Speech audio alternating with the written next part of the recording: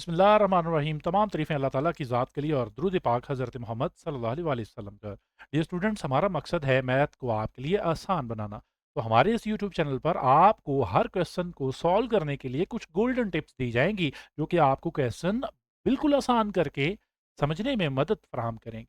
तो आज के एक्सरसाइज 1.1 का क्वेश्चन नंबर 2 शुरू करने से पहले हम देंगे आपको गोल्डन टिप, इस क्वेश्चन को कैसे सॉल्व करना है आसानी के साथ।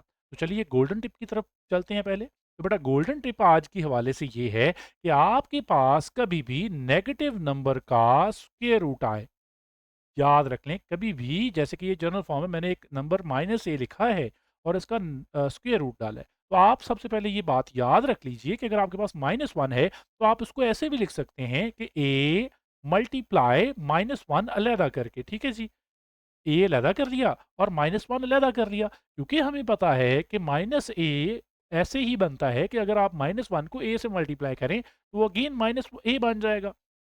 तो हमने -a को 2 अलग-अलग हिस्सों में कन्वर्ट करके लिख लिया, a अलहदा और -1 अलहदा। ठीक है?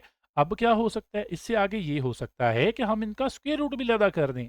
क्यों? क्योंकि बेटा 9th क्लास में आप ये पढ़ के आए हैं रेडिकल लॉज़ में कि अगर आपके पास 2 नंबर इकट्ठे मल्टीपल हो रहे हों तो आप उनका स्क्वायर रूट अलहदा-अलहदा शिफ्ट कर सकते हैं। ठीक है जी? तो मैंने क्या किया? मैंने इन दोनों का स्क्वायर रूट अलहदा-अलहदा शिफ्ट कर दिया अगले स्टेप में। ठीक है जी?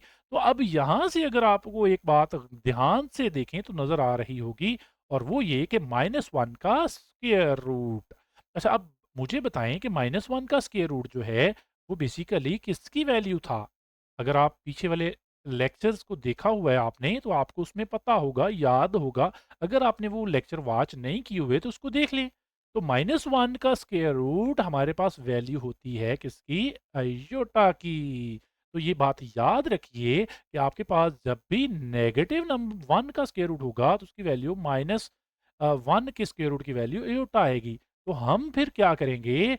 ये माइनस, जैसे कि a का स्क्वायर रूट था तो हमने इसको शिफ्ट कर लिया इस फॉर्म में, और इस फॉर्म में क्या हुआ कि a का स्क्वायर रूट अलहदा हो गया, पॉजिटिव a का, और माइनस जो था, माइनस का स्क्वायर रूट, वो शिफ्ट हो गया आपके पास आयोटा की फॉर्म में। ठीक है? तो यहाँ पे फिर हम किसी भी नंबर को अब इसी तरह से कन्वर्ट करना सीखेंगे।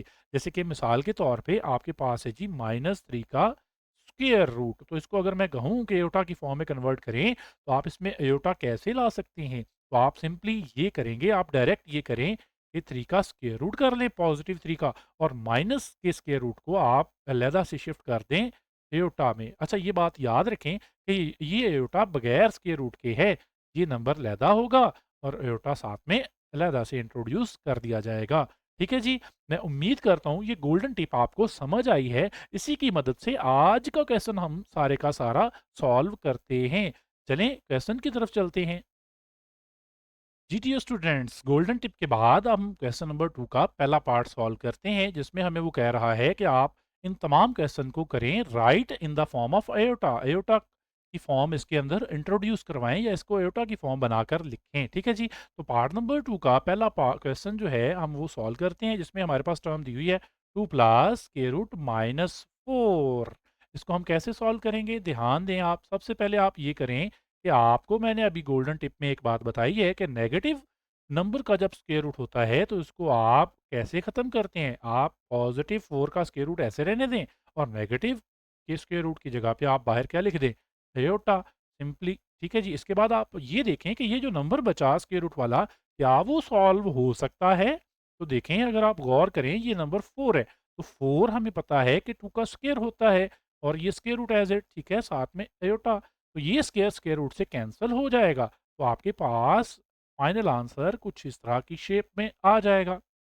तो अगर आप गौर करें तो ये जो टर्म है, बेसिकली ये टर्म आपकी एयोटा की फॉर्म में जनरेट होकर आ चुकी है, और यही हमारा फाइनल आंसर होगा। नेक्स्ट पार्ट की तरफ चलते हैं जी। जी डियर स्टूडेंट्स, अब पार्ट नंबर 2 की तरफ मूव ऑन करते हैं। पार्ट नंबर 2 में देखिए हमारे पास टर्म दी हुई है 3 माइनस स्क्वायर रूट -7। ये भी सेम उसी तरह से है, हल होगा। ध्यान दें यहाँ पे, अब अगेन वही बात कि ये 3 एज इट रहने दें। माइनस साथ में -7 का स्क्वायर रूट है, तो -7 के स्क्वायर रूट को आप सिंपल लिखें 7 का स्क्वायर रूट, और माइनस का स्क्वायर रूट कहाँ पे गया बताइए? ये गया आपके पास अयोटा की फॉर्म में, ठीक है? इसके साथ अगर आप अज़ाफ़ी तौर पे बताना चाहें तो ये रेफ़रेंस के तौर पे लिख भी सकते हैं कि -1 का स्क्वायर रूट जो है उसकी वैल्यू क्या हम पुट करते हैं? अयोटा। तो ये आप अज़ाफ़ी तौर पर साथ बता सकते हैं। ठीक है जी। अब इससे अगली बात अगर हम देखें तो हम ये देखते हैं कि क्या ये जो स्क्वायर रूट के अंदर टर्म बची, क्या वो हमारे पास मज़ीद सिम्प्लीफ़ाई होने वाली है? जैसा कि यहाँ पे 7 है, जबकि पिछले क्वेश्चन में यहाँ पे 4 था, तो 4 तो सिम्प्लीफ़ाई हो सकता था, लेकिन 7 सिम्प्लीफ़ाई नहीं होगा। तो फिर हमारा फाइनल आंसर ये वाली टर्म रहेगी। तो ये हमारा इसका आंसर आ चुका है। नेक्स्ट पार्ट की तरफ चलते हैं। जी डियर स्टूडेंट्स, क्वेश्चन नंबर 2 का पार्ट नंबर 1, 2 करने के बाद अब हम क्वेश्चन नंबर 2 के पार्ट नंबर 3 की तरफ मूव ऑन करते हैं, जिसमें थोड़ी-सी कॉम्प्लिकेटेड वैल्यूज़ दी हुई हैं, लेकिन हम इसको इंतहाई आसान तरीके से सॉल्व करना सिखाएँगे। देखिए, इसमें अगर आप गौर करें तो 2 फ्रैक्शन वाली टर्म्स हैं और उसमें भी नेगेटिव 16 का स्क्वायर रूट दिया हुआ है, तो इंतहाई आसानी से हम इसको सॉल्व करेंगे। वो कैसे? ये 2/5 एज़ इट रहने दें। ठीक है जी, सबसे पहले काम क्या करना है, नेगेटिव के स्क्वायर रूट को ख़त्म करें। अगेन वही बात, जो अच्छे बच्चे हैं जिन्होंने मेरे चैनल पर पहले लेक्चर्स सुने हुए हैं, उनको पता है कि 16 का स्क्वायर रूट हम अलहदा कर लेंगे और नेगेटिव के स्क्वायर रूट को कन्वर्ट कर देंगे अयोटा में। ठीक है जी, जो कि हमने गोल्डन टिप दी हुई है। अगेन आप क्या करें, 2/5 एज़ इट। ठीक है जी, अब ये 16 का स्क्वायर रूट हल हो सकता है, उसकी जगह पे आप सॉल्व करेंगे तो 4 आ जाएगा। अगर किसी को नहीं पता तो आप इसको कैलकुलेटर पे सॉल्व कर लें। यहाँ तक आपका ये आंसर काउंट होगा। लेकिन अगर हम चाहें तो उसको मज़ीद भी सिम्प्लीफाई कर सकते हैं। तो अगर आप इसका आंसर बुक के आखिर पर देखें तो आपको ये आंसर इसी फॉर्म में दिया हुआ है। इसको आगे मज़ीद सॉल्व करने की फिर आपको ज़रूरत नहीं है। जी डियर स्टूडेंट्स, तो पार्ट नंबर 3 के बाद अब हम आखिरी पार्ट नंबर 4 की तरफ मूव ऑन करते हैं, जो कि इंतहाई आसान है। 2 टर्म्स हैं, दोनों स्क्वायर रूट वाली टर्म्स आ गई हैं अब हमारे पास। तो हम क्या करेंगे, सबसे पहले हम नेगेटिव वाली स्क्वायर रूट टर्म को सॉल्व करेंगे। ये 2 को एज इट रहने दें स्क्वायर रूट को। ये नेगेटिव 3 के स्क्वायर रूट को आप लिखें 3 का स्क्वायर रूट, और साथ में क्या आ जाएगा, अयोटा। ठीक है जी। अब ये वाली टर्म देखें, अगर मजीद सॉल्व हो सकती हैं, जैसे कि 2 का स्क्वायर रूट सॉल्व करें तो नहीं होगा, 3 का स्क्वायर रूट भी नहीं होगा, तो आप इसको ऐसे रहने दें, 2 का स्क्वायर रूट माइनस 3 का स्क्वायर रूट साथ में अयोटा। तो ये वही फॉर्म आपके पास बनकर आपका आंसर आ गया। उम्मीद करता हूँ कि आपको क्वेश्चन नंबर 2 आसानी के साथ समझ आया होगा। हमारे चैनल को सब्सक्राइब कर दीजिए। मैथ आपके लिए मुश्किल नहीं रहेगा। इसको आसान करके देना हमारा काम है।